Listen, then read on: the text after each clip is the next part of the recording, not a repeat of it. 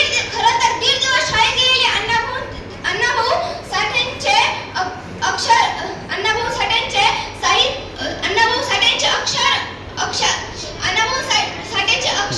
असलेले जीवनाचा बाईक लेखणीचे हत्यार पण होतं आणि साहित्य एक समाज परिवर्तनाचं प्रचंड शस्त्र असून असं सांगणाऱ्या जगातला सर्वात प्रौढ व्यथा आपल्या सागर आपल्या तळहसाशी आपल्या चाललेली व्यथेची झुंज देत आपल्या मूलतत्व बनवत असतात.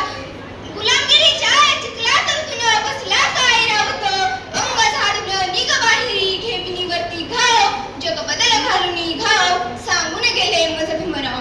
अशा शब्दामध्ये इथल्या बहुजन समाजामध्ये संघर्षाचा स्वाभिमानाचं स्फुल्लिंग जगाचं काम करायला लागतात. ती आग अण्णाभाऊ साठेंच्या रूपाने परिवर्तनाची खूप मोठी नांदी होती हे आपल्याला लक्षात घ्यावं लागेल. अण्णाभाऊ साठे दीड दिवस शाळा शिकले असे आपण म्हणतो. ज्या अण्णाभाऊ साठे तात्कालिक काळात आपल्या कमी वयामध्ये शाळेमध्ये जाऊन पोहोचतात आणि शाळेत पोहोचतात ती जातीवादी व्यवस्था अण्णाभाऊ साठेंना स्वस्त बसत नाही. स्पर्श अस्पर्श जातीभेद शिवाशिवी यांसारख्या गोष्टी शाळेत सुरू व्हायला लागतात आणि शाळेत अण्णाभाऊ साठेंना गुरुजी सुद्धा खालच्या जातीतील अस्पृश्य आहेत म्हणून गुरुजी अण्णाभाऊ साठेंना फेकून छडी मारायला लागतात. ती सल अण्णाभाऊ साठेंच्या काळातच रुजते आणि अण्णाभाऊ साठे शाळेच्या बाहेर जाऊन शाळेवर दगड फेकून मारतात. खरं तर हा फेकून मारला दगड हा मारलेला दगड नाही तर इथल्या जातीवादी व्यवस्थेवर केलेला पहिला हल्ला आहे. हा पहिला घाव आहे हे आपल्याला लक्षात घ्यावं लागेल. मुंबई ते वाटेगाव 360 मैलापेक्षा पुढचा प्रवास पायी चालून पूर्ण केल्यानंतर आपल्या कमी वयामध्ये अल्प वयामध्ये मिलमध्ये मजदूर म्हणून काम करण्यासाठी कुणाच्या घरी रखवाल धरून काम करण्यापासून ते असंख्य काम करायला लागतात. पण हे सगळं काम करत असताना अण्णाभाऊंना कामगारांच्या वेता स्वस्त बसू देत नाहीत. कामगारांच्या जीवनात सुखावा आणायचं असेल तर कामगारांच्या जीवनात कार्य मार्क्सचे विचारांना आकर्षित करायला लागतात. म्हणून आपण अण्णाभाऊंना कायमचे मार्क्सवादी समजून जातो. परंतु एक गोष्ट लक्षात घेतली पाहिजे की त्यात अण्णाभाऊ साठे डॉक्टर बाबासाहेब आंबेडकरांचा एक विचार अंगीकारतात.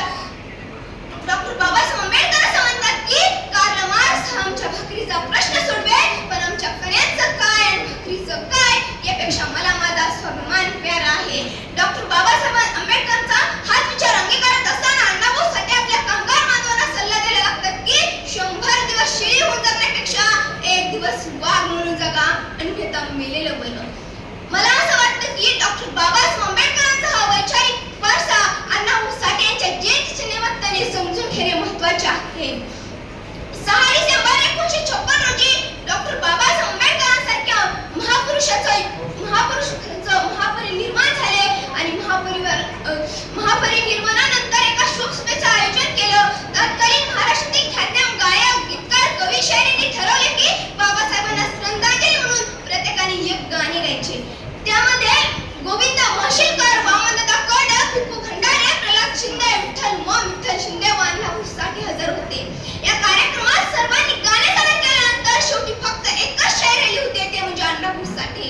अण्णाभाऊ साठे डॉक्टर बाबासाहेब आंबेडकरांच्या विचारात एवढे गुंतले होते की त्यांच्या जवळ बसलेले वामनदादा कडक अण्णाभाऊंना बोलतात, अण्णा तुला गाणे नाही का बोलायचे आणि तू तर गाणे पण लिहून आणले नाही मग तू बाबासाहेबांना गाण्याच्या रूपाने श्रद्धांजली कशी वाहणार. त्यावेळेस अण्णाभाऊ साठे वामनदादाच्या हातातील लेखणी घेतात आणि अक्षर कोरायला सुरुवात करतात. अक्षर कोरायला सुरुवात झाली त्यांना ते आनंदायी सुचलेले शब्द घेऊन ते मंचावर जातात आणि मंचावर गेल्यावर ते बाबासाहेबांना अभिवादन करताना म्हणायला लागतात की जग बदल घालून घाव सांगून गेले मला भीमराव. जग बदल घालून घाव सांगून गेले मज भीमराव.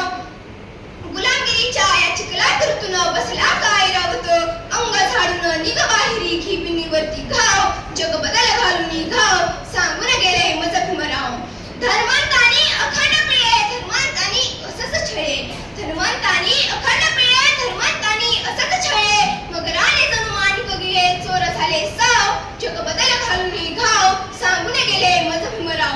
ठरवून आम्हा हिनापमानित जन्मोजन्मी करून अंगी जिने त्या रूढ अवमानित निर्गुण हा भेदभाव जग बदल घालून घाव सांगून गेले मज भीमराव. एकजुटीच्या या रथावरती आरूढ होऊन चला पुढती महाराष्ट्र निर्गुण जगती करी प्रकाशनीचे नाव जग बदल घालून घाव सांगून गेले मज भीमराव. अशा शब्दामध्ये त्या पाश्चात्य विचाराचा पुनर्जीवन ठेवण्याचं काम महाराष्ट्राच्या मातीत अण्णाभाऊ साठेंनी लक्षात येते. अण्णाभाऊ साठेंचं अण्णाभाऊ साठे डॉक्टर बाबासाहेब आंबेडकरांचं संसार या निमित्ताने समजून घेणे मला महत्त्वाचे वाटते. कारण डॉक्टर बाबासाहेब आंबेडकरांनी ज्या कालचक्रावर जो घाव घातला होता, अगदी तेच कालचक्र भेदण्याचं काम अण्णाभाऊ साठेंनी केले. खरं तर 1.5 दिवसाची शाळा शिकलेले अण्णाभाऊ साठे खरं तर 1.5 दिवसाची शाळा